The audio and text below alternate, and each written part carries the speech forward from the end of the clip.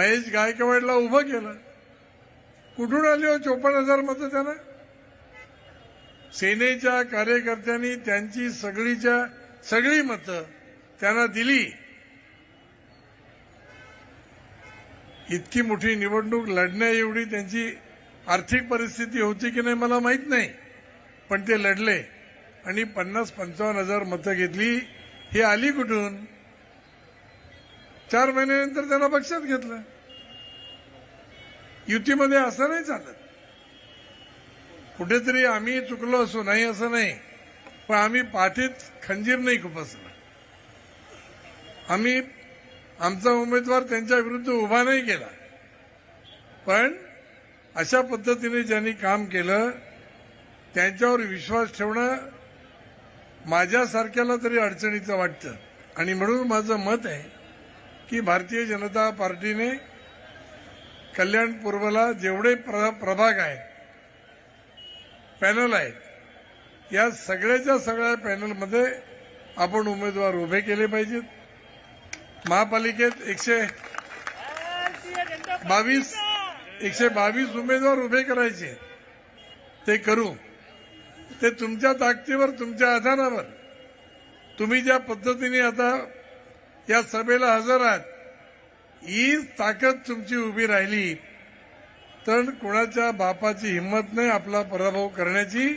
आणि म्हणून आपण ताकदीने उभं राहिलं पाहिजे. जगन्नाथ पाटील साहेब त्यांनी त्याच्या मेळाव्यामध्ये सांगितलं की शिवसेना आपल्या पाठीमध्ये खंजीर खुपसते. वेळोवेळी आपल्या पक्षाच्या नेत्यांचा अपमान करणं, आपल्याला खालती नीच दर्जाचं आपल्याला वागणूक देणं. मी त्यांना एवढंच सांगेन, त्यांनी सांगितलं की महेश गायकवाडला उभं शिंदे साहेबांनी केलं. मला वाटतं शिंदे साहेबांनी खरोखर मला उभं केलं असतं तर 55,000 नाही 110 मतं पडली. 1,10,000 मतं पडली. 1,10,000 मतं पडली असती.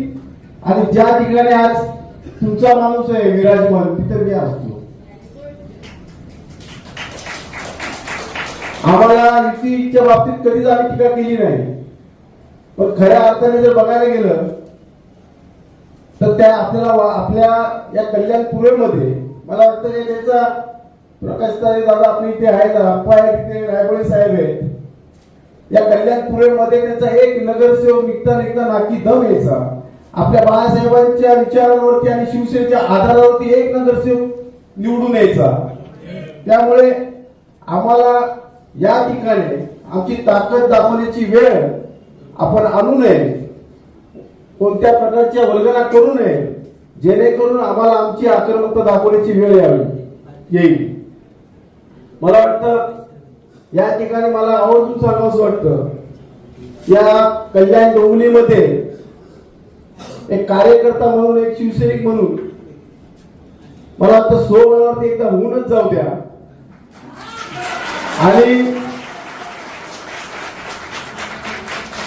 तुम्हाला या विधानसभेमध्ये कळून चुकलं असेल, एक छोटासा मावळा शिवसैनिक तुम्हाला एवढा भारी पडतोय